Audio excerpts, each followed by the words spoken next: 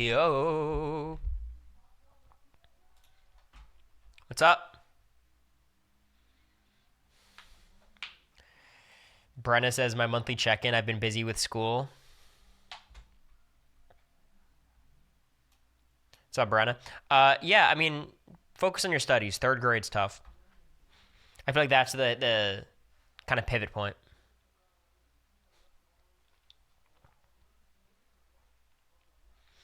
Let me think. All the subs. Is today resub day? Or was it one of the days I was gone?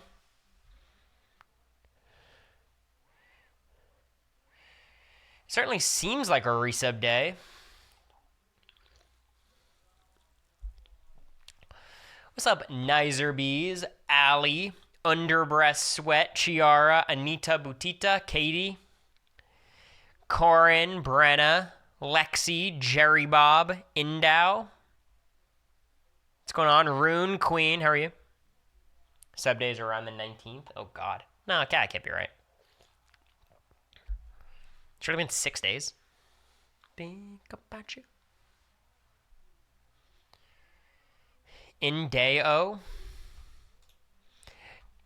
have you been telling me this the whole time? Or have you just, like, bided your time? Because I pronounced it Indow for 18 months now, and I feel bad. But Indeo, got it. Indeo. Gotcha. I just let it go, LOL. Don't do that. Advocate for yourself. Indow. This is a test. Correct me. Sup, the Nick City. Hopefully our apartment is Nick's City right now. I like your one curl perfectly in the middle of your forehead. Yeah, I saw it, and I was like, this works. Perfect spring. Head giving slinky dog. But what's up? It's been a minute since I streamed. You guys have probably seen me on some lives and stuff. I've been booling out there. Clark Kent maxing. But yeah, so I was busy a couple of days. Was driving down, or I guess driving to the left, driving west to Lawton, Oklahoma. Met up with Quinn, did some stuff there, and then we drove down to Arlington, hung out with Kat and Alex.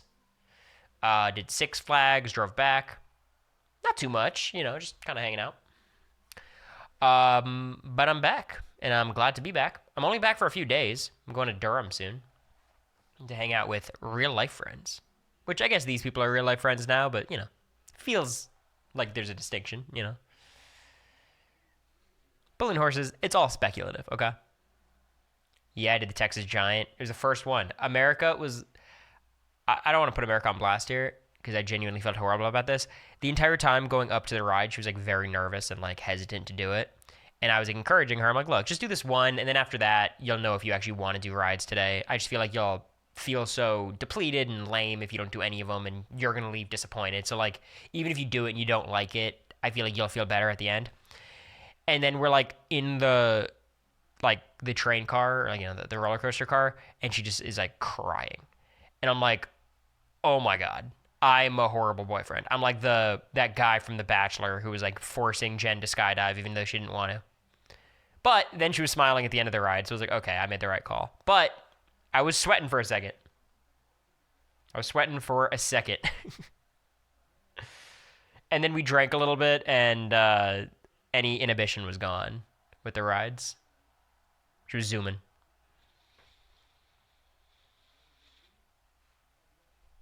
How long are you in Durham for? I think it's like Wednesday, probably like Thursday to like Sunday or something. Not too long. It's like a weekend. JPR, thanks for the gifty. I appreciate it. 5 away from 200. I'm not going to put you on blast like that, but I appreciate it.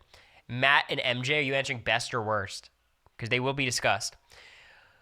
I'm excited for this stream. Next stream we do will, I think, be writing my comedy set for the cruise, which should be fun.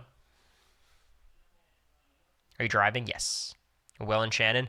I will say I arbitrarily drew a line of, like, I'm only discussing showmances post-season 16 unless they're, like, really important.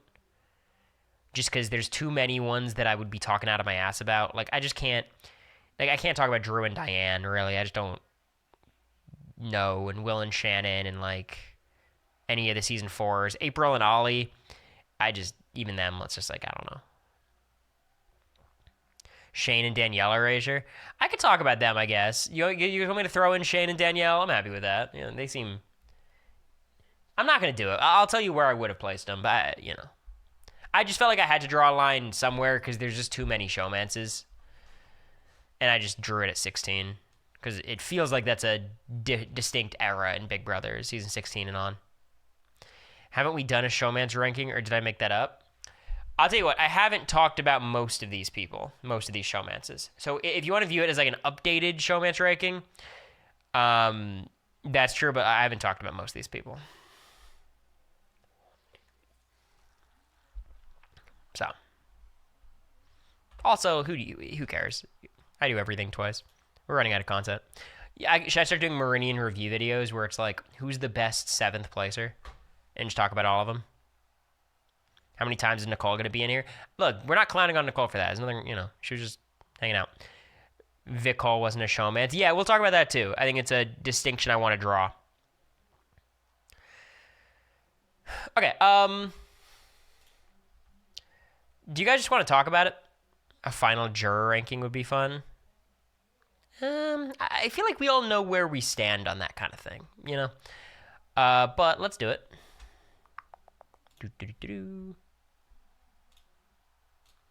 Best showmance in BB history. Okay, let's talk about what constitutes a showmance. Okay. So I did 2 lists. I made 2 lists here. And they're very different lists, but they're judging the same thing. So let's talk about how we're assessing a showmance. Do you have to actually be a showmance inside of the house? No, because that would just kind of not give us enough people to talk about. Anonymous, thanks for gifting 5 subaroos. 5 subscripskis. I appreciate it. You like subscripskis? I'm trying to make it happen. Anyone I know got a sub? Nah, it's randoms. All you randoms, pathetic. What's up, y'all? Nick's down 20. Well, they've had the lead the past couple games. That hasn't gone well, so maybe this is their vibe. Same as Shmoney, exactly. And Shmoney caught on. But again, thank you, Anonymous. I greatly appreciate the 5 gifted. You're crazy. 241. All right, it's a respectable number for the sub fall-off day. So, do you have to be in a showmance in the house for me to consider you? No. And the only reason is I now get to discuss people like Claire and Derek, who I want to talk about because I think they're interesting. So yeah, we're going to allow that. We have 2 lists. The first list is couples that are still together, and the second list is couples that are in the house. That, you know, whether or not they lasted doesn't really matter. The distinction is like you had to kind of be important enough and like be considered a showmance. You know what I mean? Like, it's kind of a hard and fast rule because I do talk about Memphis and Christmas at some point. But like Zakiya and Pauly were like a showmance. You know, they were together basically their entire duration in the house, and then they get evicted. So that counts. Whereas something like Taylor and Joseph, I don't count that. Taylor and Monty even, like, yeah, it's a showmance by the end, but it just didn't. Like, they were showmance for like a week. Like, I just don't. I kind of just excluded some that was like, I don't want to talk about this. This feels weird. Christine and Cody, yeah, like I'm not including that either. Hayden and Nicole, I guess, would count, but like, I don't know. We have enough Nicole talk. I just don't feel like we need it. But that's kind of what I did. So we have 2 lists. The first one is just couples that are still together. The second one is opens up that field while still ranking the ones that are still together. Is Rat a showman? That was the easiest one to exclude. That wasn't even on the table. Okay, but are you guys ready to get into the list? I mean, you guys know me. I just like to yap. I could... Basically, what we're rating, by the way, it's not about how likable they are, how their compatibility is, if you think they're in it for the long haul. We're trying to assess them as game players. It's a mixture of what we saw and the potential. I think some people we got to see play as showmances, whereas others we didn't, so that's something to talk about. But yeah, I mean, I just get into it. I counted 8 showmances that exist from Big Brother. Still to this day, they're still together. Did I miss any? I think it's 8. I'm pretty sure. Ooh, I forgot one. I gotta add it.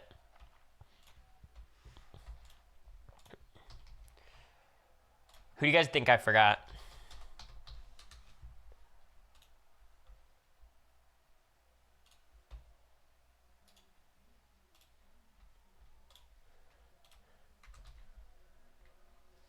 Where would I rank them in this list of people? I'd probably rank them here. Yeah, seems right to me.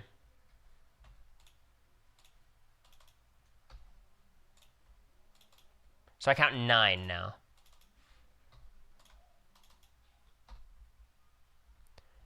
Okay, that should be better, and that fixes everything, and now I have to copy this and throw them somewhere down here. I probably put them like... probably here, I guess.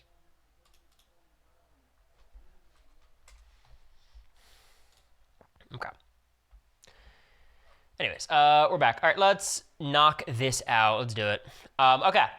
Any predictions on who I think is the worst showmance strategically in Big Brother history? The two, combining their strategic acumen and their gameplay, in my opinion, of existing showmances, meaning they're still together, who do I think is the worst? Thanks, Anonymous, for gifting A-Dog, by the way. I appreciate that. And Tom, thanks for the 17 months. Yeah, the Latin trip is good. But thanks, Anonymous. Well, at number 9, I have Matt and MJ. I mean, it seems pretty straightforward. Like, I think Matt, in terms of first boots, is like one of the worst first boots. He's definitely not like, ooh, he had a lot of potential if he stayed. And MJ probably has one of the worst runner-up games we've seen. Let's talk about the pros. First of all, I think Matt gets pretty unlucky with Angelo winning that HOH and blowing up on him the way he did. He didn't play it very well, but like, that's not going to happen on most seasons. A lot of times he'll just end up in a majority alliance and then maybe get cut like early jury or right before jury or something like that. I don't know if he's a first boot most of the time, but I do think it's on the board a lot of the time. And I think MJ is probably right behind him in terms of like is probably an early boot on most seasons, and she was very close to being an early boot on season 26 like several times. The pros are both of them are very physical. We didn't get to see Matt really playing too many comps, but you'd expect him to be a very strong competitor. And MJ proved herself to be a legitimate comp beast, no questions asked. Like she's in that category, and that's huge. And MJ, plays very hard. Matt plays very hard to his credit. It's just they both are kind of like socially unaware in the context of Big Brother, where like MJ never really knew who to align with, and Matt had some like delusions of grandeur in terms of like the position he was in and who wanted to work with him and things like that. And obviously the way he locked down that storage room, no one does it like him, But thank you, Feeling Hella Rare. What's up? Or Feeling Hella Rare. Sorry, I put a G on it. Not chaotic. It's kind of a mix. I just think like if you just do people who are together in the house and are still together, there's like no one. There's like 4 or 5 showmances max. So I think they're pretty distinctively the worst. Definitely not my least favorite. I like Matt and MJ. I think there's a lot of couples that I think less of. But I think in terms of players, it's hard to find like things to cheer on. Basically, it's like they're both pretty good at comps. MJ's a beast, and MJ placed really well. Is kind of the major notes you'd say, and they're both active, which I like. Okay, do you guys have suspicions about who I chose as my number 8 showmance? I see a lot of Jody people, Jessica and Cody. Cody, Jessica, Cody. I haven't seen anything other than Jessica and Cody, and it's them. Jessica and Cody, definitely my least favorite showmance to ever exist. I don't think that's close. Okay, how do we talk about the pros? Both very good at comps. Cody especially. He goes out second, I believe, on Big Brother 19, and then comes back via a battle back, and it's a pretty impressive battle back. Like he has to beat like 4 people, and he does. And their games outside of that are pretty terrible. I mean, Jessica had an HOH, and they got rid of Ramses, which is kind of rough. That's like infamously bad as an HOH. It was almost like a miracle that they even had someone like Ramses to target. Like, everyone was in Paul's power structure, every single person in the house, and they pinpointed the one person who wasn't and then targeted him. The only worst choice would be to target each other. Did I miss Zanky? Not quite. It'll come up later. Didn't they target Josh? Yeah, sure. No, they targeted Josh, but, like, Ramsey's on the block. Like, what do you, what do you want to do? Like, you don't put up someone who you're not willing to see go home. They do better if Paul wasn't on BB19. I think it's very possible that Jessica and Cody and Mark and Elena and, Matt and Raven would just, like, majority alliance comp beast their way to a pretty deep placement in the game without Paul. But, like, we only saw with Paul, and with Paul, they were terrible. I want to acknowledge that, like, the Paul twist was ridiculously unfair. Cody was probably the most screwed in the house by it, especially with that first week, trying to backdoor Paul, which, granted, would have not worked. I'm sorry. Like, I think people always try to convince me, oh, Paul's on the block. No one's going to miss that shot. Like, you got to take out the vet while you can't. No one would have voted out Paul. Like, but Paul would have stayed against, who was it, like Jillian or whoever else was on the block. So I think that's one part of it. So, like, Cody got screwed, but also I have no faith. We saw a lot of Cody. And Jessica, I think a lot of people viewed as, like, having more potential. But, like, where? I don't know. I didn't see it. I mean, she knows the game, which is good. And she was trying, which is good. She's good at comps. That's good. But, like, she always aligned with the worst people, didn't make significant inroads. Cody comes back in the game. She wins HOH. That's kind of a disaster. Goes home before Cody. Like, I don't think there's much to praise about Jessica's game. She was okay socially once Cody left. She was trying to reintegrate, and she failed at reintegrating. And they did win the Amazing Race, but again, that's a Amazing Race ranking would be very different. But, and outside of the house, they suck, so I don't know what to say. They're just shitty people. Also, like, as much as they totally got, like, screwed by the Paul twist, the pendant of protection, they also got fully fucking bailed out by getting an America's vote halting hex that just saved them for a week. Like, really, this showmance was evicted 4 times. It was like Cody first, then they halting hex saved themselves, then it was Jessica, then it was Cody again. Like, how many rounds did they actually survive? Like 3 total, where it wasn't just one of them being evicted or an eviction being canceled. Sure, they had no chance at that point. No, I understand, but, like, I guess the point is, like, we have a more of a sample size with them than we do most one-time players. Like, they had a couple shots at it. What's up, Michael?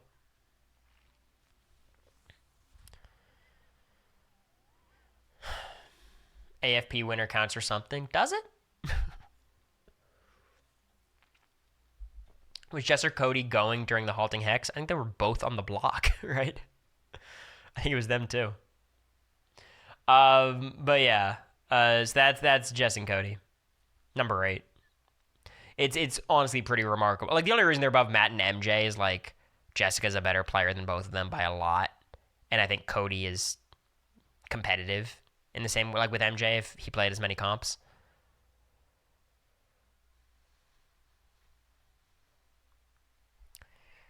They're still big on Facebook? Of course they are. Look at them. Of course.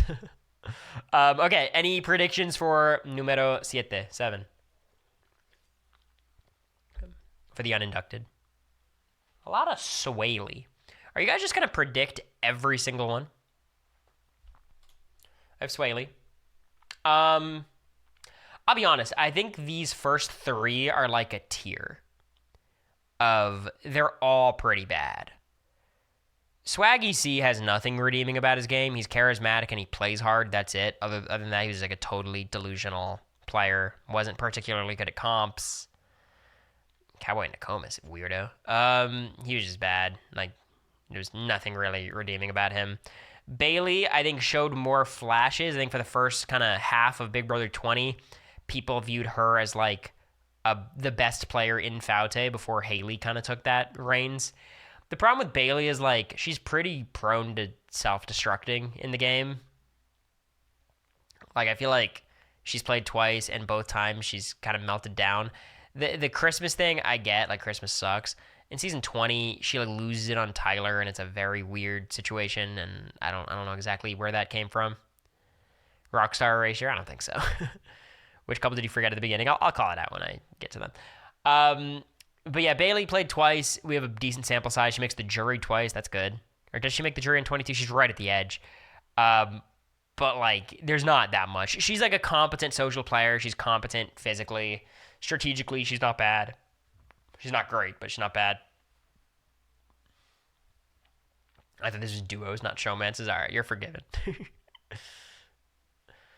She did well on the challenge, Total Madness. Yeah, no, I saw. I just don't care, really.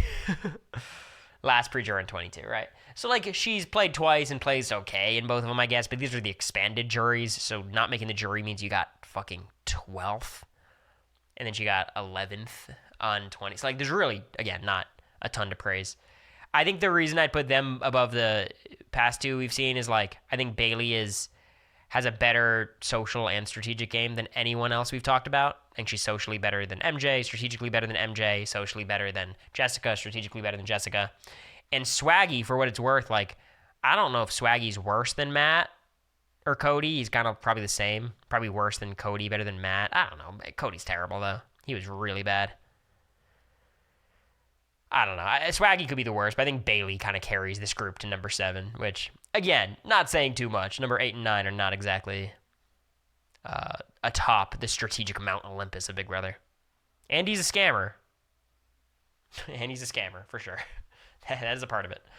Where are they living? What country right now? What are they doing? Has anyone signed up for his courses, his university? Swaggy got backdoored by his own alliance member. It happens. Are we finally openly calling out his scams? I've been open to doing it. What do you mean? I don't care. I've seen the CoffeeZilla videos. I'll tell you what, if he sent me an email being like, hey, can you play in this basketball game? I'm like, no, I don't think so.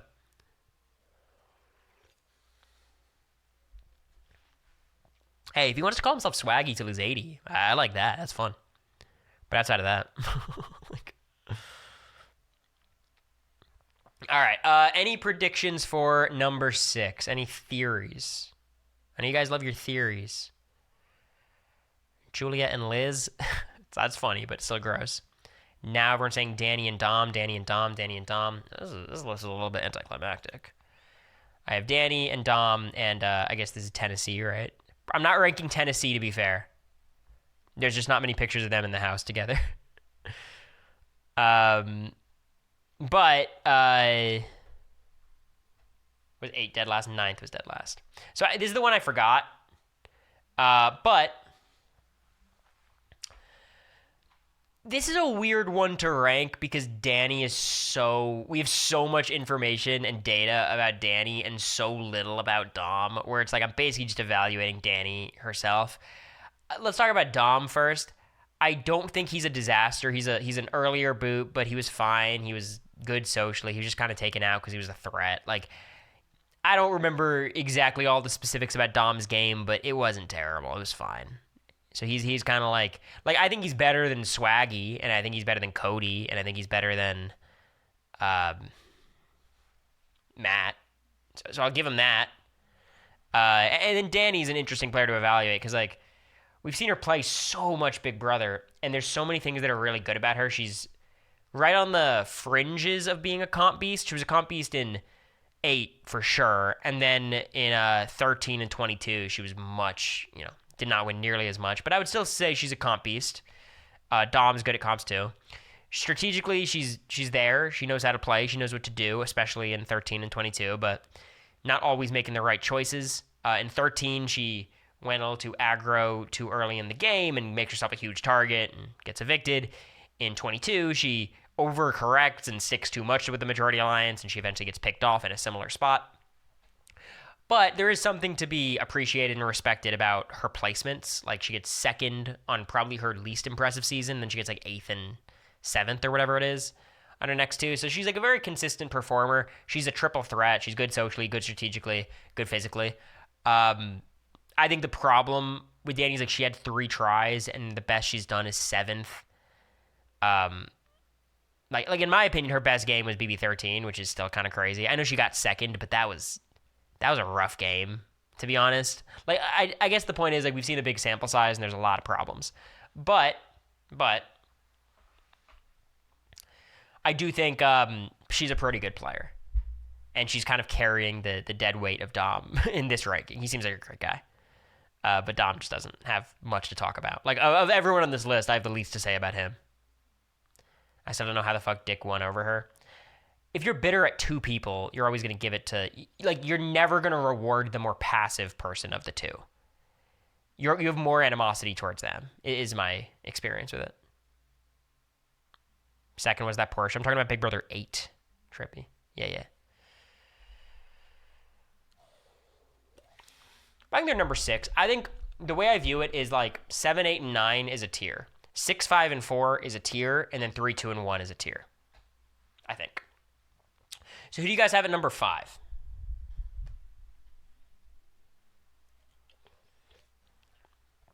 I see Derek and Claire, Brendan and Rachel, Cory and America, Austin and Liz. At number 5, I have Derek and Claire. Look, to be honest, do Derek and Claire have more potential than me and America? If we both played 1,000 seasons, maybe. I could see it. I think they're just like safer bets. They're just better at comps, especially Derek. And Derek wasn't a fan. You'd think he would learn the show more and do a lot better. I just think the problem is like, because of their season, there's just not a lot of game to evaluate in terms of like the agency they had.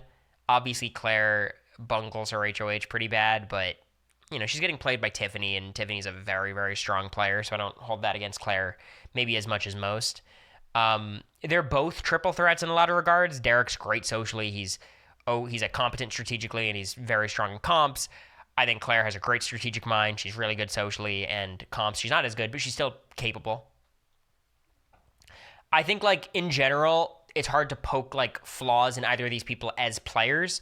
In terms of the games we saw, there just wasn't enough there. Like, they never had control of the game and what was happening, and I understand why. Like, I'm not, I get it, for sure. I'll just say this. Next up is Me and America. The reason I have Me and America over Claire and Derek is, like, I think we are more of a... We've shown what we've got, I think, more so. Where Claire and Derek, like, it's more of a question mark.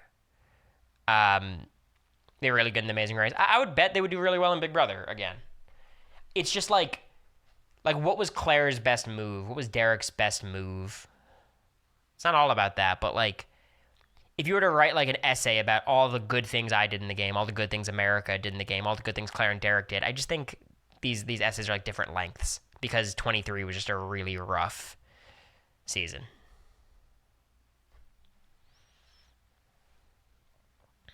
If they had been a couple during their BB season, do you think that would have made a difference? I mean, it might have made a difference in terms of, like, boot order, but probably not. They were still kind of in Tiffany and Hannah's sphere, and the cookout still dominates.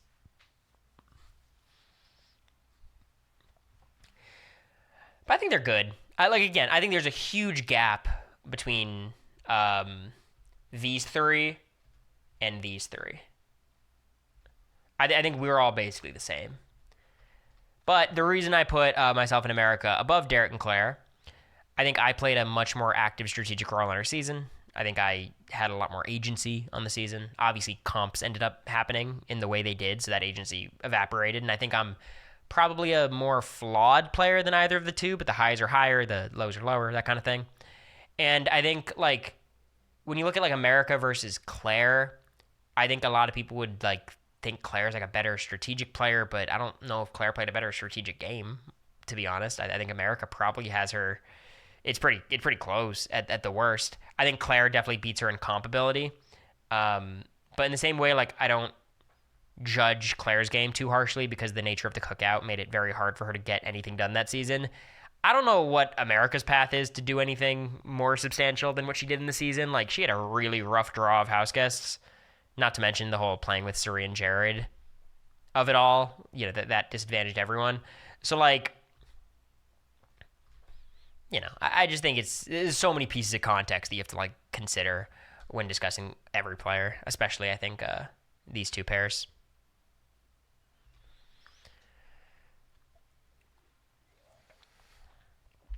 But yeah, you know.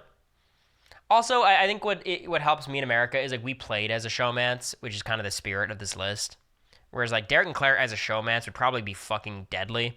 The reason why America and I were such a ineffective showmance, I guess, in the grand scheme of like Big Brother, was because we just couldn't win comps. Derek and Claire would be able to trade HOHs in a way that me and America never could. I like we're just not good. We're not bad. Like we'll get middle of the pack if we have a weaker field. We could win some stuff, but not quite. Any predictions for number 3? Y'all about to be pissed. All right. At number 3, I got Brenchel. I don't know what event this is. Rob's a podcast 10-year anniversary. It's kind of fun. I've got Brenchel. Y'all about to hate my list. Hey. Rachel can't be pissed, okay? I called Rachel the ultimate mother in Big Brother history, okay? I think when you're comparing them, and I see a lot of your criticisms is Jeff and Jordan, I think Brendan, like, is a pretty clear weak link of this, like, these 6 players, Rachel, Brendan, Nicole, Victor, Jeff, Jordan. Like, I think Brendan and Victor are probably in the same boat. Brendan in season 12 makes a good run. He's extremely good at comps, as is Rachel, of course. On season 13, there's really nothing to praise about Brendan's game. Like, granted, he's been with Rachel for a year, so he's doing the self-sacrificing thing, which, like, I understand. But it's, like, what am I supposed to evaluate? And then everyone knows, like, Rachel's season 12 game was what it was. Like, it was fun, but it wasn't exactly, a strategic, there's a word for it. Tour de force, whereas in season 13, she ends up winning, and I think it's a, like, impressive game in the grand scheme of Big Brother, not in terms of, like, winning games, but of course there's some asterisks there that are well established and commonly discussed. Duos twist, Golden Key, Brendan coming back. There's a lot there. Her getting to play the same competition she already won again. So I think, like, of the 3 remaining couples, everyone's got a winning game. I think Rachel has the weakest winning game and also probably the weakest first game of all of them. So I actually think this is pretty not debatable. Like, I think this is pretty distinctly, like, they're better than us and they are worse than whoever's after them. Rachel also gets 10th if they don't announce the battle back. Kind of, yeah, right. So, like, that's another layer to it. But the main pros for them, they've got a pretty good resume. Both of them have made deep runs. Brendan got, I think, 6th or 5th, and Rachel, of course, wins. It's pretty good. Neither of them have ever been out super, super early. I mean, Brendan was out pretty early, but came back. But they're both comp beasts, like, genuinely, and I think that's a trend of all the remaining couples. They're all comp beasts. And that's what allows a huge targeted duo to get deeper into these seasons. Now, who do you guys think I have at number 2?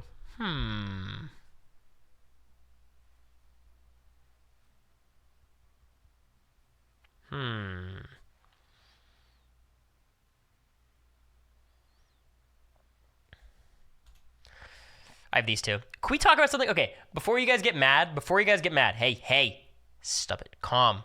I feel like Chris Pratt with the Raptors. Easy. Hey, easy. Doesn't Victor look a lot like Enzo from the Vampire Diaries? Does anyone else see it? It's almost unsettling to me how similar they look.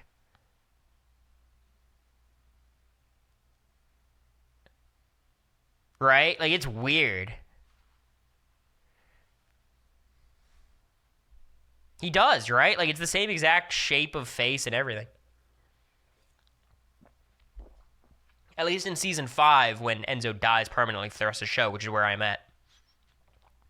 America's still trying to convince me that he's gone. But, okay, let's talk about Victor and Nicole. So, Nicole's a top 10 player of all time. That's huge. I think the real question comes down to like, does Victor drag down Nicole enough? Whereas Jeff and Jordan are both very competent players, very capable players, very good players. Like, I don't. Jeff and Victor are not comparable. Jeff is like 10 million times better than Victor. And certainly Nicole's a lot better than Jordan, but I think the gap is smaller for what it's worth. And in some ways, I think Nicole and Jordan are actually kind of similar, where like you have to give respect to the placements almost more so than you'd give respect to the games themselves. I mean, Jordan played twice, got first. I mean, you guys know. So Jordan played twice, got first and fourth. Nicole played 3 times, got first, seventh, and third. Like, while none of Nicole's games are like as impressive as like the elite players, there's a certain level of consistency that's very impressive. In the same way with Jordan, like her winning game isn't crazy, her fourth place game isn't crazy, but it's pretty impressive. You played twice, you made it to day, the third to last day every time, at least. And no, I don't give a fuck about reindeer games. She's not a 2-time winner. I think it's ridiculous. Come on. Like, absolutely not. I think I count it insofar as, like, it gives Nicole, like, I expect Nicole to be better at comps in a future season. Like, she's clearly a strong competitor when the comps are equitable. Like, she's solid, which I will give her credit for. That's real. But, again, the main reason why I have these people at number 2 as opposed to Jeff and Jordan is, first of all, Jeff and Jordan did play as a showmance twice, which I think is, like, extremely difficult. And I understand Nicole played as a showmance twice as well. But, like, the fact that Jeff and Jordan made such deep runs as a duo twice, I think encapsulates the spirit of this list. Like, why were they able to get to the final 7 as a duo twice, final 5 as a duo once, and also, actually pulling off one of these wins? I think it's extremely impressive. Whereas, like, Victor and Nicole were targeting each other. I mean, Nicole voted to evict Victor 1,000,000 times, and Victor gave his vote to Paul at the end. So it's just kind of like, I think there is, when we're ranking showmances, I don't exactly want to fully detach the games and just, like, add them all up and evaluate. Victor, the pros and cons, he's a comp beast, 1-2 battle backs, both pretty physical battle backs, to be fair. He did do, the old school BB-19 battle back style, BB-18, where he had to beat a lot of people, which is pretty impressive. But on all of his HOHs, like, he never was able to reintegrate into the house, like, to the nth degree. Like, everyone liked him. He was never ostracized. He was just so obviously a threat, and he was always going to be targeted.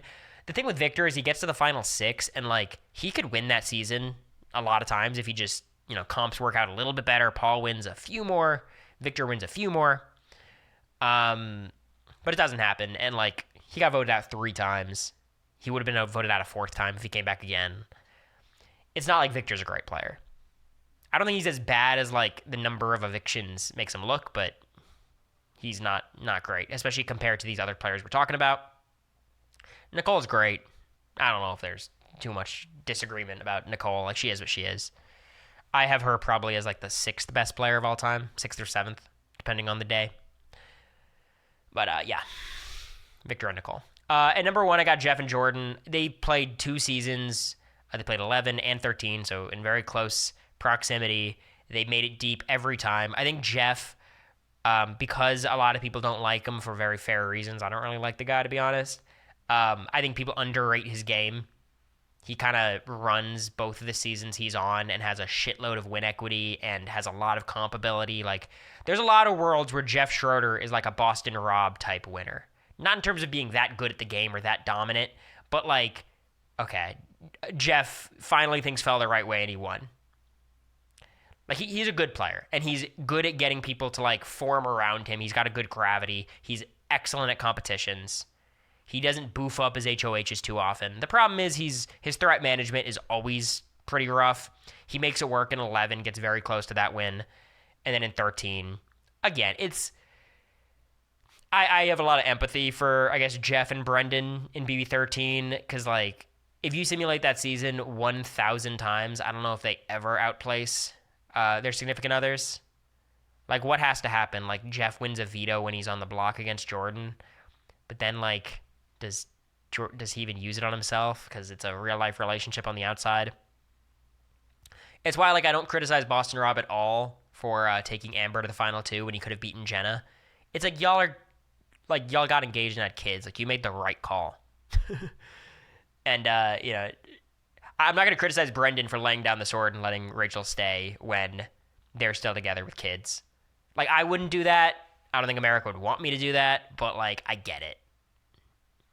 It's outside of the context of the game. Like, exactly, Mountain Doofus. Jordan doesn't win without the coup d'etat. The coup d'etat was pretty early. It's like Jag coming back. Like, we have so much game to evaluate after the fact. Like, you don't know how things go, right? Jordan said she came back for Jeff, so she sacks for him. Well, that didn't happen. But in general, they're both just very solid players. They're both good competitors. I think Jordan's a little bit underrated in that department. Jeff had a ton of win equity both times. Jordan had a ton of win equity both times. She got close to being a two-time winner, which is hilarious. And there's just not that much to criticize. Like, Jeff's threat management and Jordan's passivity is probably, like, what you'd criticize. But, like, every other couple we talked about has much bigger flaws. Jeff said Dumbledore can't be gay. Till woke J.K. Rowling disagreed. Messed up. Okay. Now, in my opinion, we get to talk about a much more fun list. So, every couple that I just talked about is included in this next list. But I also added a lot of our favorite showmances from across the years, just to try to talk about them within the context of Big Brother. So on this list, I believe I have 19 or 20. I believe I have 19 or 20 people. I'm going to ask for predictions. Again, we started post BB 16 or 16 and on. I might have forgotten one or two, but it's fine. We're just talking. Who's the one you forgot? It was Danny and Dom. I didn't forget them. I just, for some reason, slipped my mind when I was making the list. Are these broken up showmances? Well, if you're not together, you're broken up. It's one of two categories. So, coming in at dead last, in my opinion, the worst showmance in Big Brother history, or at least, you know, in the context, or in the time frame we're talking about. I've got Maven. I have Maven. Yeah, Jeremy and Caitlin. Thank God I started at 16 arbitrarily. Who's the better player between the two? Who's better? I don't know. It's a really interesting question. Raven, honestly. Probably. I don't know. Like, I think Matt probably would be better at comps, but I don't have much evidence for that. I don't think he might have won a veto. Race the bottom. Yeah, like, both of them delusional, both total Paul minions. When they find out they're Paul minions, they don't believe it. They're fighting with other house guests for no reason. Both of them had no chance in front of a jury. Neither of them was particularly good at comps. Raven was actually kind of strategic. She was active. I'll give her that. She was an active strategic player. Her strategy was terrible, but that's okay. She makes it farther, though. But Jane, like, that always happens. Like, okay, let's actually do a bit of an experiment. Okay. When did the man go out second? Okay. MJ lasted longer than Matt. Cody lasted longer than Jessica, but I don't care. That doesn't count. Cody went out first. That's what happened, okay? So Cody goes out first. Swaggy goes out first. Dom goes out first. Who goes out first here? It's Derek first, right? It's Derek, then Claire. I think they're like right one after another. I go out first. Rachel goes out first once, and then Brendan goes out first twice in the next season. Victor goes out first, second, Dan third. And then Jeff goes out first both times. Like, again, credit to the ladies in these showmances, but that's just how it works. Which is why if America and I came back on Big Brother 27, I would go out first. The only time it wouldn't happen is if I sneak in a veto somewhere. I win a veto when America's on the block, or it's the Final Four and I have HOH or something. Like, being a guy in a showmance is not the play, frankly. So getting in a showmance as a man is objectively a bad move. It's situational, but I think as a rule of thumb, yeah. Diane as well, that's true. But again, it's the final three. Like, if the house is deciding, they'll always pick the guy, regardless of who the better player is or anything else. But yeah, so Matt and Raven, there's nothing redeemable about either of their games. They're both terrible.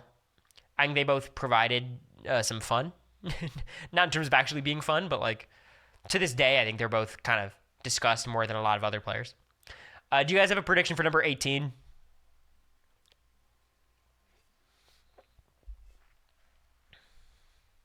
Which is why women try to get in showmances, meat shields. I don't think that's why they try to get in showmances, but I think it's a byproduct. I forgot about Nick and Bella. They would be right around here for sure. I'll give you guys Nick and Bella. Hey, that's on me. They're terrible. I do think they'd be better than Maven, but worse than everyone else. Coming in at number 18, I have Tubina, which again, I don't want to talk about their breakup. That's sad. I wish they were still together. I mean, Tucker is one of the worst players ever, and Rubina, like, I don't know. I mean, these are. By the way, this is how I did this ranking. I considered flipping these two a few times, but like, it doesn't matter.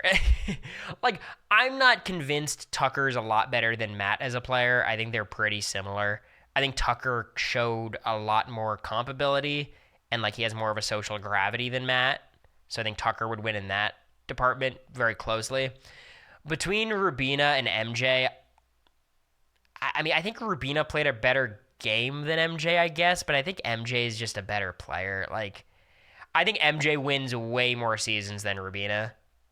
I think Rubina is more similar to like Matt than she is to someone else. Like, there just really wasn't like a ton of game there.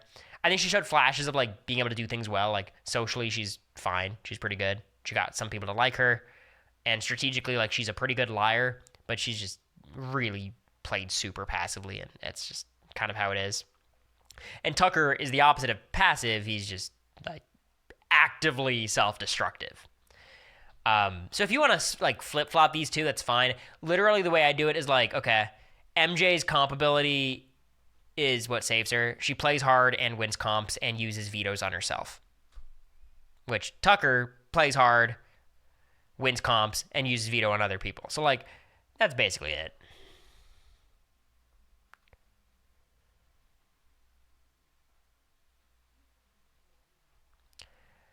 I mean, when I'm saying it out loud, like, I don't know. Like, they're probably better than Matt and MJ, but it's really fucking close. Like, this is splitting hairs. I think what's maybe the reason I view Tucker's game so critically is like, of these four players, I think he does, I don't even want to say have the most potential, but he has the most tools to be a really good player. And it felt like there was a path for him to get really deep in the game, but like, I think that's the whole point about Tucker. He's always going to destroy his own chances of winning the game.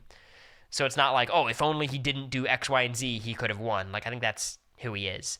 And the quitting's a problem. Like, you shouldn't quit the game or want to quit the game. And Matt didn't volunteer for the block. Like, I think really, like, Matt and Tucker are the same to me. They're just both like bottom tier. And then Rubina versus MJ, I'm just always going to favor the more active player. That's just how I am. But if you want to flip-flop these two, that's fine.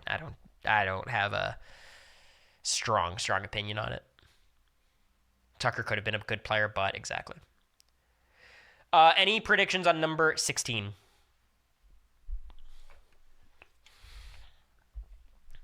see Mark Lena is a prediction. Annalise and Jack, Jared and Blue.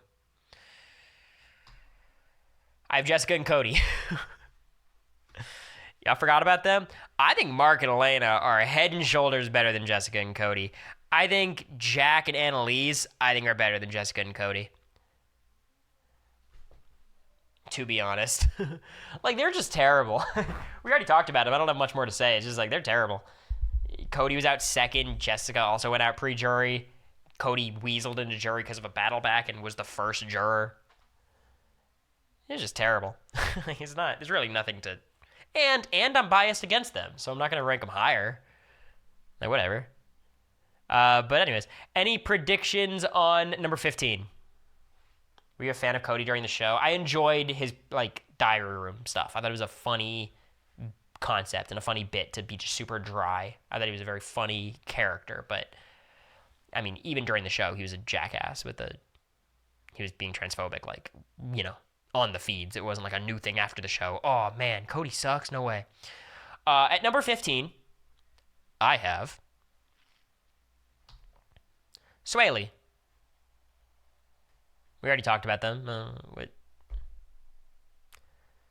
And I think a lot of people would be like, really? They're this bad? I just don't exactly know the argument for Bailey, like, being a good player or, like, an average player. She's pretty bad. You know, and Swaggy's as bad as anyone on this list. Like, and I don't, you know, I don't like him very much, so a little biased. But I think Bailey making 2, not deep runs, but like okay runs, I guess, just gives me more faith that she could like do okay on a normal season compared to everyone else above. What did they do? Swaggy's just a scammer. Like, he's a scam artist. But I think you could kind of tell the second he walked into the house, like the vibes and the shirt and everything. But yeah.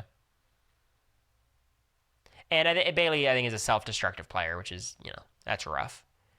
If she was just able to, like, play a little bit more tactfully, passively, whatever word you want to use. She's way too emotional. I mean, I don't like using that as a detraction against her. Because, like, first of all, there's a little sexism in there. I'm sure you don't mean it that way. Also, obviously, in BB20, she was dealing with a lot. Please help me understand the scammer bit. No, he literally just, like, does internet scams. Like, he tries to, like, get rich quick schemes and stuff. You know, Hustler University vibes, if you know what that is. Like, Forex. Give me your money. I'm going to triple it. It's like, nah, probably not. But yeah, Bailey was dealing with a lot in BB20. I think a lot of you guys know the story, what was happening there. Like, I don't want to dunk on her too bad. Like, that's a lot. I didn't have to deal with anything like that in the house. But I just think, like, as a player, she comes back on 22. It's not like a much better performance. So, does anyone have predictions for number 14? Will we finally get to discuss a new showmance? Where's Matt and Riley? Not on this list. This is a showmance list. You might be confused. Kylissa? Oh, I forgot about Kylissa. Let me add Kylissa. I think they're worth discussing. Let me add Kylissa. Because they're better than a lot of people. There's so many showmances. Oh my god. I'd probably put them, like, here, I guess.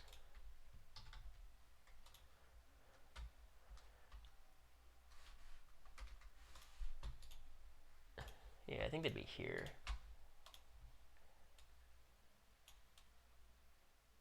Okay.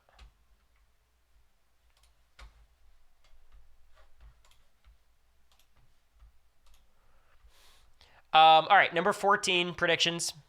I see Mark and Elena people.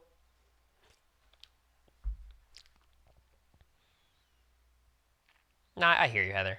I don't think you're wrong necessarily either. It's just I want to make sure we put some caveats in there. At number 14, I have Jack and Annalise. Did you forget Alyssa and Christian too? I did not forget them. I just didn't care to talk about it. Like, who cares? I don't have anything to say about them. So what's the pros to them? Like, they're like, Jack's pretty good at comps. He was kind of running the house for a while. You know, he was in a dominant position. I think for a long time, people viewed him as, like, the better strategic player and at least the more active strategic player. compared to Jackson. He also had more of a relationship with Christy. Like, Jack was the poster boy of that side of the house, and it gets him evicted, so that's bad. But he makes the jury, so already that's as good as Bailey's done. Obviously, there's a ton of like icky stuff with Jack. Dude sucks, basically. And I think that's that's why he would do poorly on most seasons. He's just a shitty person. Annalise, I just have nothing to say about. I thought she was pretty mean-spirited. Outside of that, she was wallpaper. But like being wallpaper is a lot better than a lot of people on this list, right? Like she makes it to jury. They both, have okay runs. They're both probably pretty good at comps, or competent at least. Jack's decent. And they were in power positions for 90% of their time in the house. Things fall apart, but I just think compared to the people behind him, they just have better resumes, a better run. Annalise Loki had potential on the challenge. The saddest elimination I've ever seen. Her and Tommy. She got unlucky. Christy flipped the vote on her. Yeah, it was a little bit happenstance, but it's not like she did anything to stay. She was mean as hell. Yeah. I mean, that whole alliance was brutal to watch.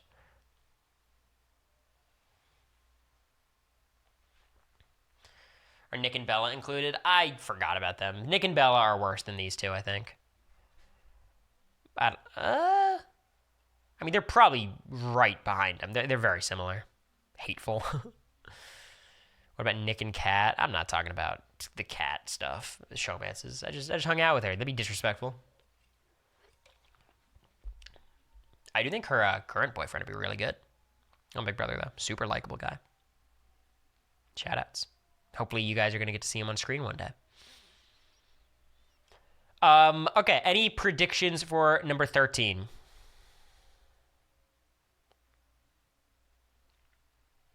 I see Clay and Shelly, Joseph and his hand.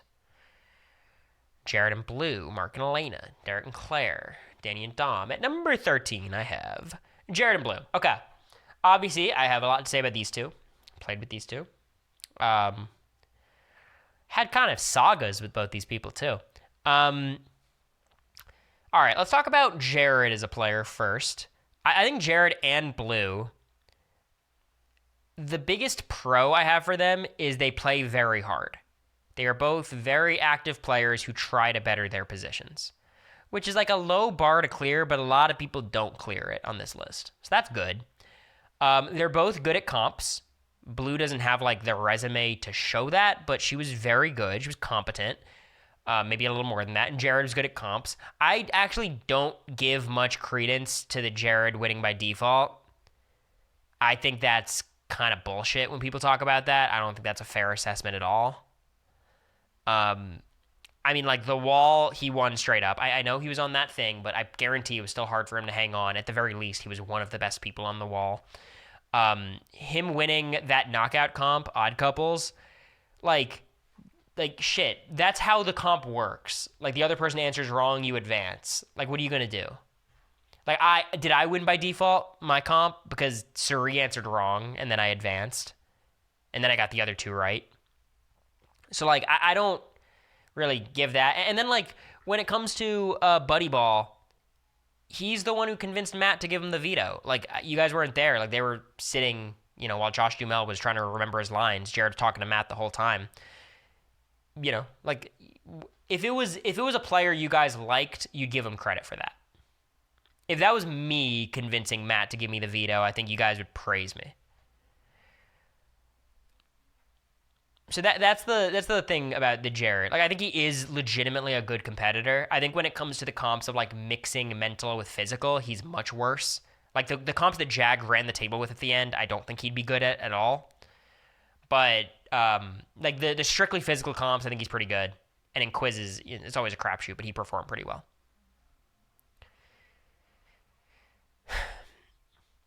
Jared was also like, when he played well, he played well. He was able to make Riley feel super comfortable. He was able to, get in a really good position early. A ton of that is credited to Suri. Most of it's credit to Suri.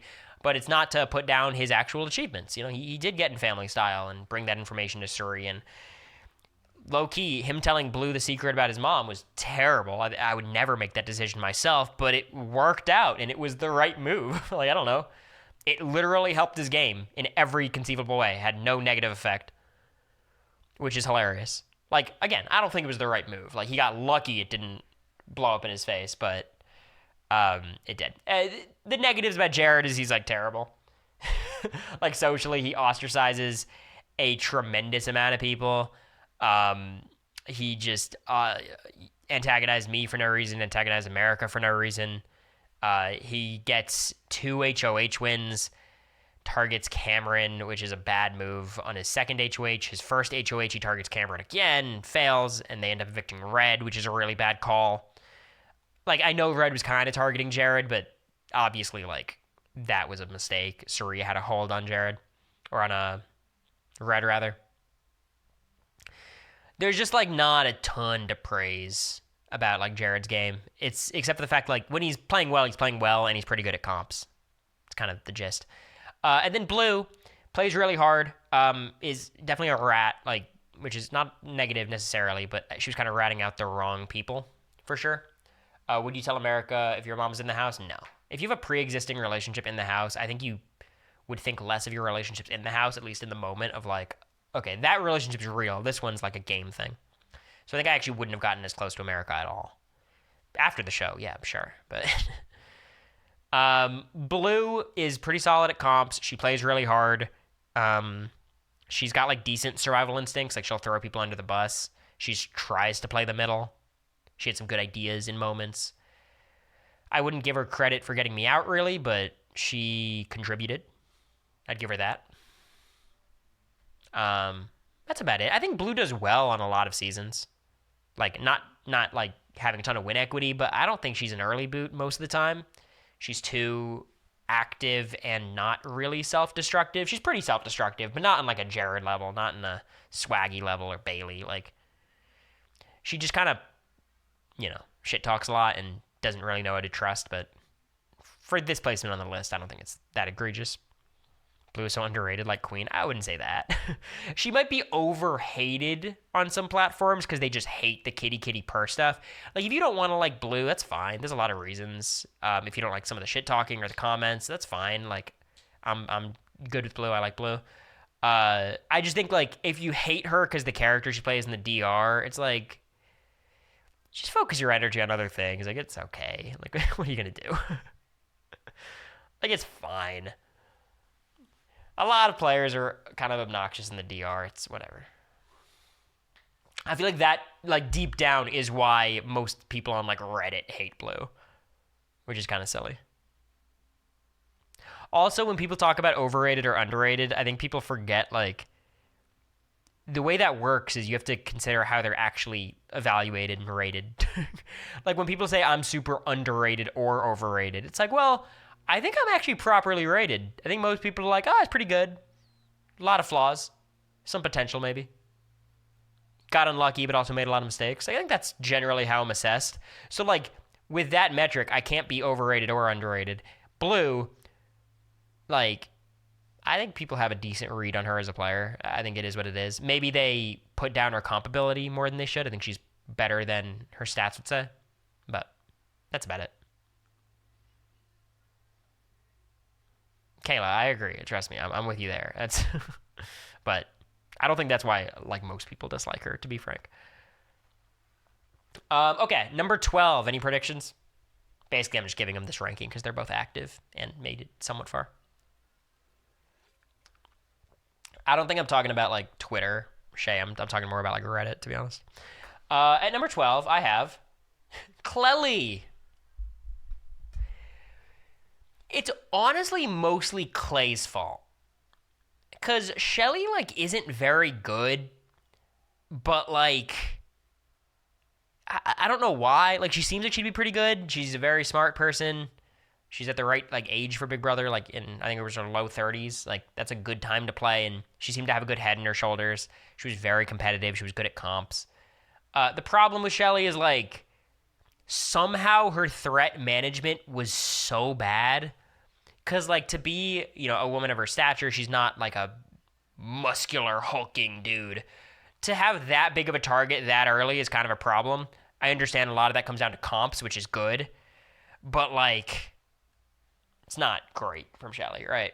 And then Clay, after being with Shelly for like, I don't know, what was it, 3 fucking weeks, tosses his game away for her. Whereas I think up to that point, people thought Clay was a pretty good player. Like, he was doing well in the house. He had some embarrassing moments for sure, but like, he quit essentially in week 4 or 3. I think it was week 4. Like, that's pretty bad. Was it 6?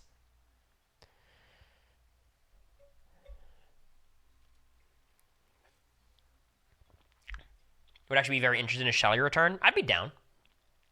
Should have gotten the All-Stars call instead of Christmas. I would have loved that. If they do like a second chances, I'd be happy to see Shelly. Clay was the last pre-juror. I thought it was worse.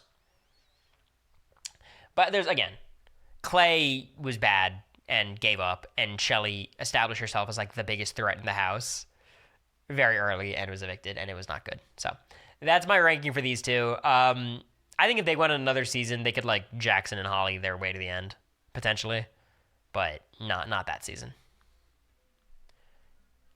All right, who do we got next? Number 11.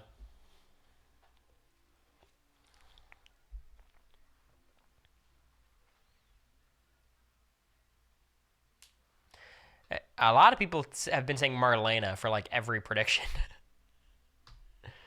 I have Zolly. Lisa B, are you here?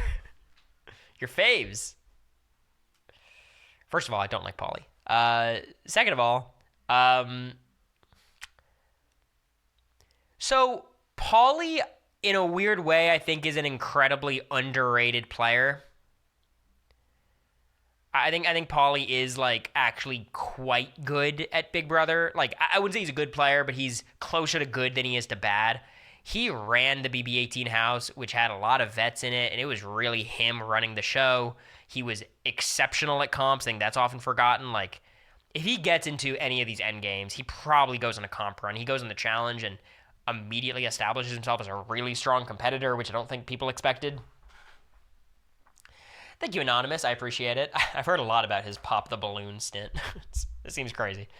But yeah, Paulie was good. Like, he ran the house, and then the house flips, and he gets evicted. But up until that point, he was doing a good job. Socially, he has capabilities. He's an extremely active player. A little bit self-destructive, but, you know, I think it was more so people acting against him. Zakia, there's not, like, a ton to discuss. You know, you gifted Lisa B. Thanks. Welcome, Lisa B. And I'm so sorry. I don't know if you've heard. They did break up, unfortunately. Zakia, there's not that much to talk about. She was kind of slightly wallpaper, but she seemed nice. He was cringe on Vanderpump Villa. He's on all the shows, huh? But I don't think there's a ton to talk about with Zakia. I think mostly this ranking is like, damn, Paulie was actually kind of good, regardless of how annoying he is. She was not nice to Bridget. A lot of people were mean to Bridget. I wish Bridget wasn't so tied to Frank. I don't have Makranda ranked. I did 16 and on for the most part. Paulie also fucked both their games. Yeah, but like, I think Paulie's the reason Zakia was in a good position, and then Paulie was the reason Zakia was in a bad position. Like, it's kind of on him. And Paulie's a much better competitor, so like, there's not an argument for like Zakia being better than Paulie. Would Paulie do well in a return? He could. I wouldn't love it, but I think he could. On the challenge, he's batshit crazy, but in Big Brother without alcohol, I think he probably, you know, is similar to what he did on 18. I think Makranda, I'll tell you when, keep reminding me, I'll tell you where Makranda is, because they wouldn't be ranked yet. Okay, number 10, top 10, baby, predictions.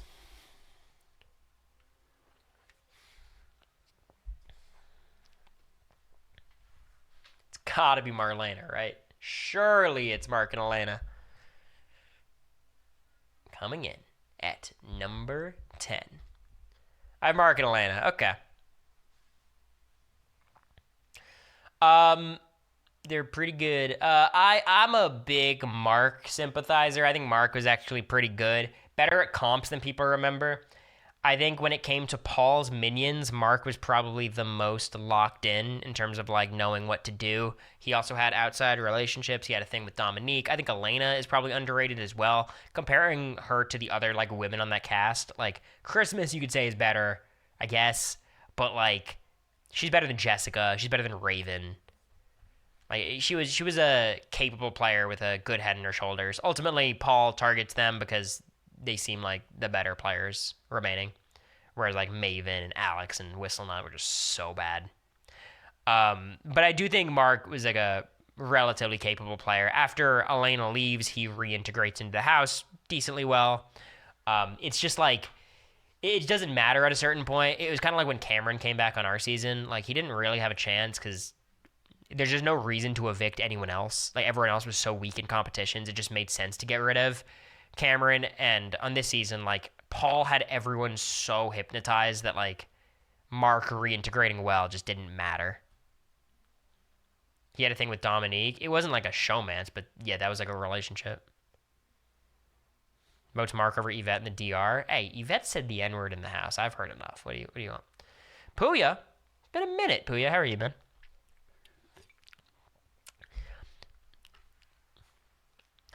I hope you guys are excited about some Mark and Elena discourse. I know you guys were hoping to find some on this day.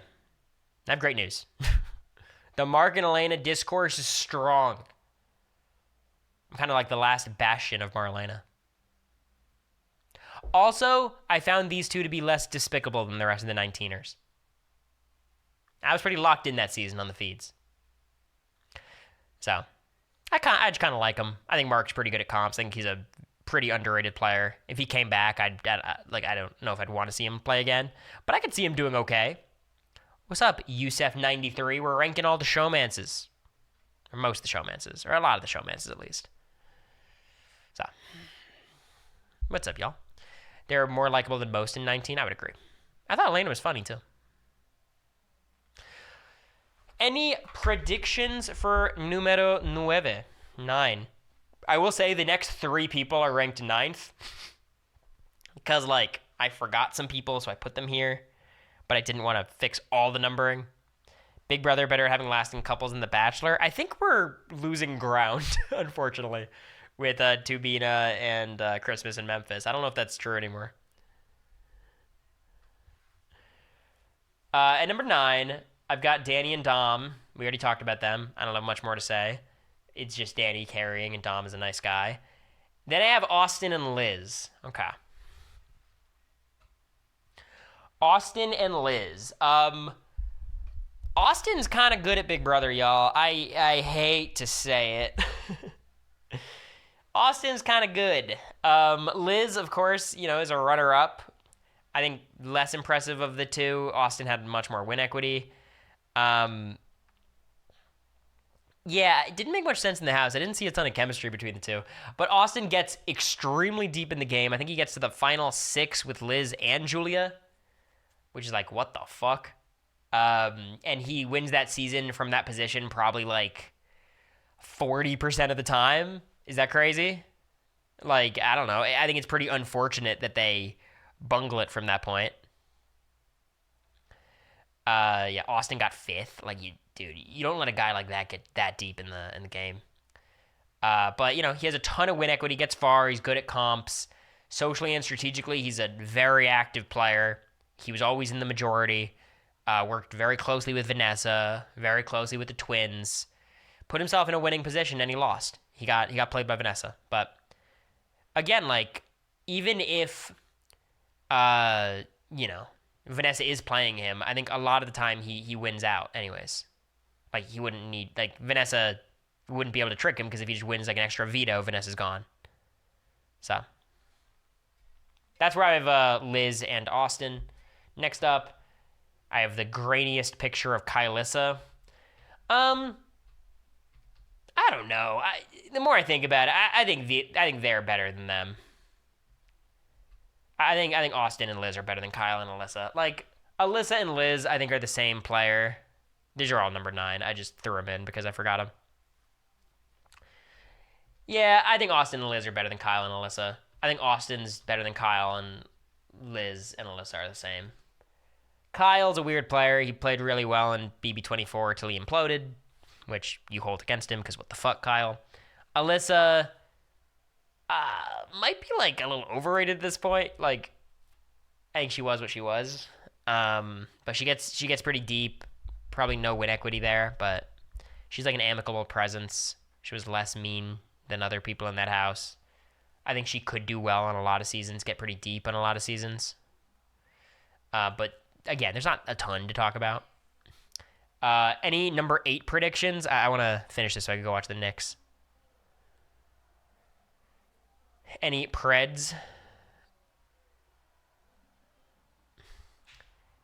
I have DX and Claire. Did I forget to rank a certain showmance? I think I did. Yeah, I ranked him initially, and then that slide got deleted at some point. But Fessy and Haley would be like...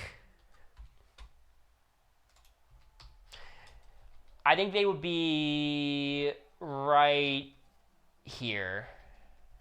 Right? Bro, just check the wiki. I made this pretty quickly, to be honest. I was late for book club. I think this feels right. Like, I think they're better than Mark and Elena. They're worse than Danny and Dom. Haley's... I did the Haley versus Danny comparison on the diary room. And I voted Danny at the end, but gun to my head, I think Haley's probably a better player. Number 8, I have DX and Claire.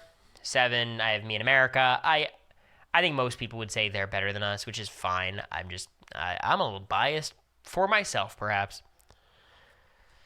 Number 6, any Preds? DX is so hot. You misspelled it. Cory is the actual spelling of that word.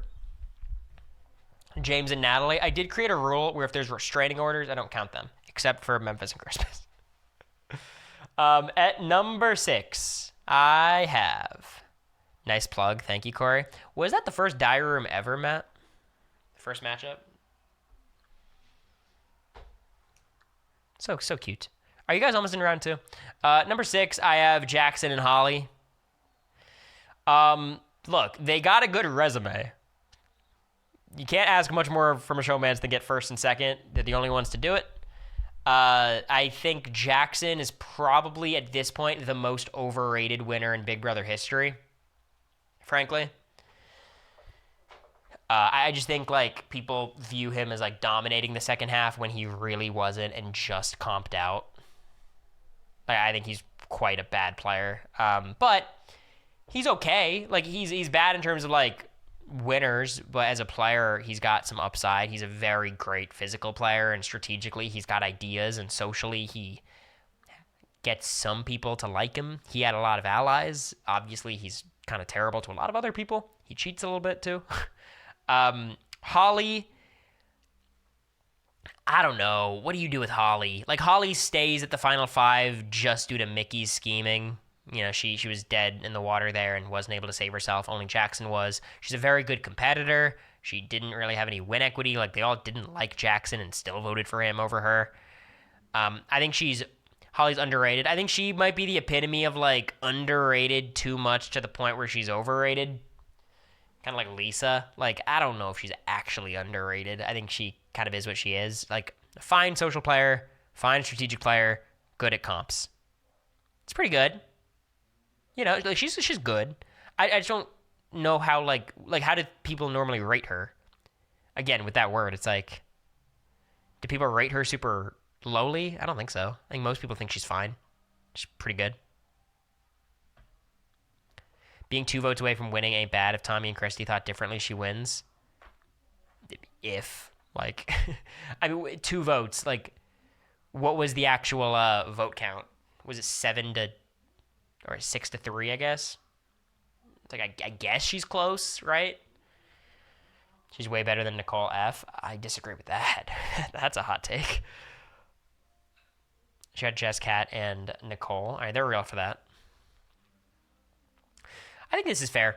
They're just both really good physically, and, like, this modern type of showmance would do really well on most seasons at this point.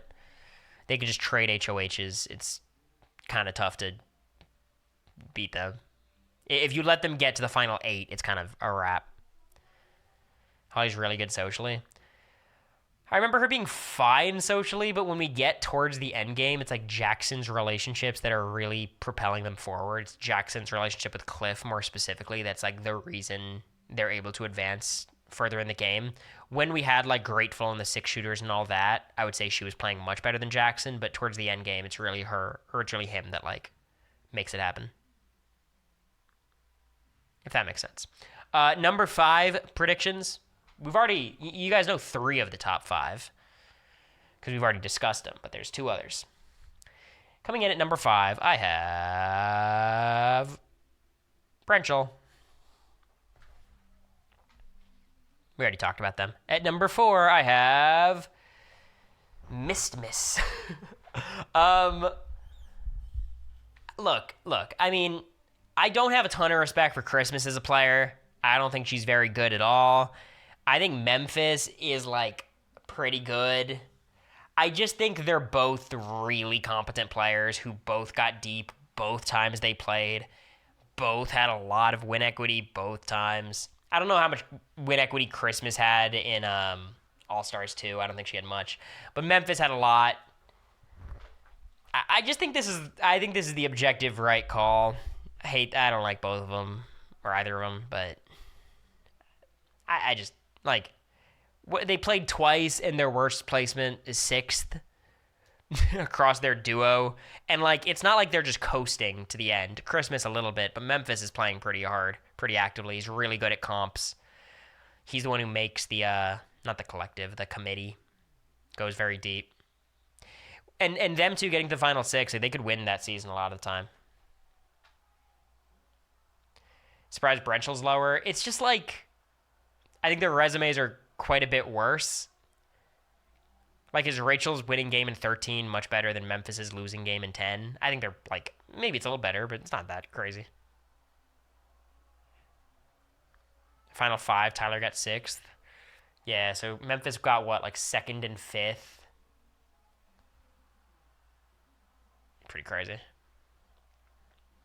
Memphis lose unanimously, is that true? I don't want to relitigate the BB22 jury. I can't say I'm an expert, but... Number 3, any predictions? I'm going to get rid of the suspense. I have Victor and Nicole. Now, number 1, do I have Jeff and Jordan, or do I have Tangela? Now, look, here's the thing. If I did an all-time player ranking, who would I have higher, Tyler or Nicole? I'd have Nicole higher because I have respect for the resume. Who do I actually think is a better player? Tyler.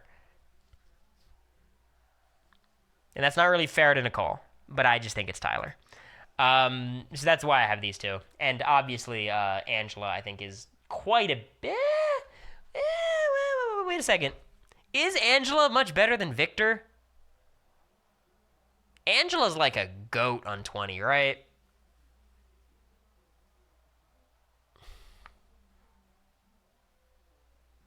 I disagree with my rankings. I'm going to fix it very quickly. I disagree with them.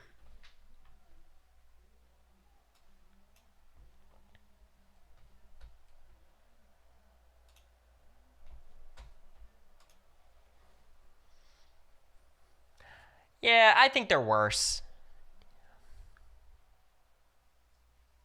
I think the problem is Angela's just not as good as... She's not very good at Big Brother.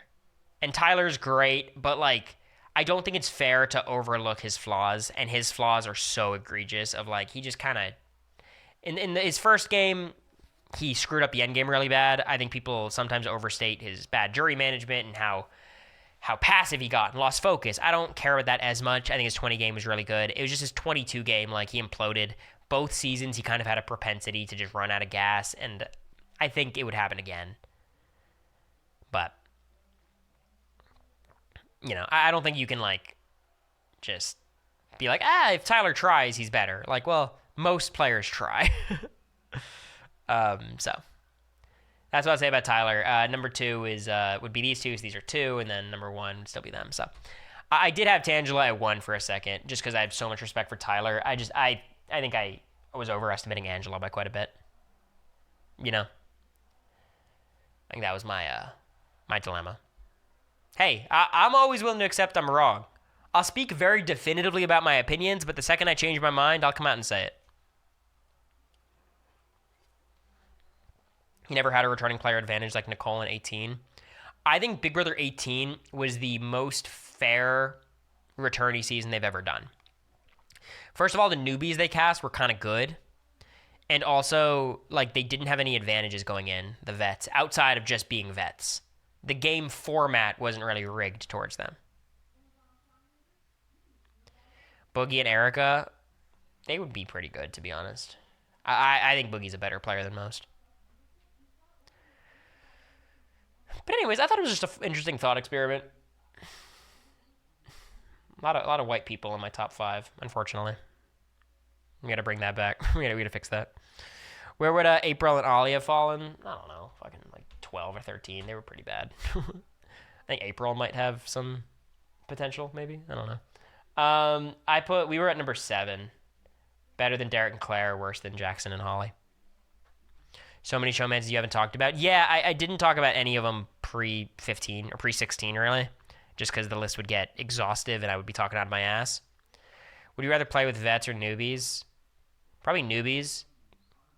Even though, like, I don't think I would do very well with a ton of newbies. I think I'm too transparently scheming, and I don't think people would revere me the same way they revered, like, Paul.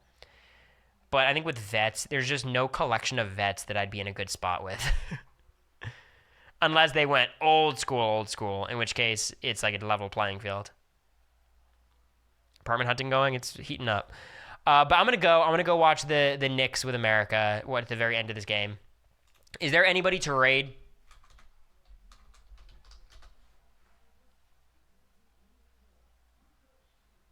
Is Quinn live?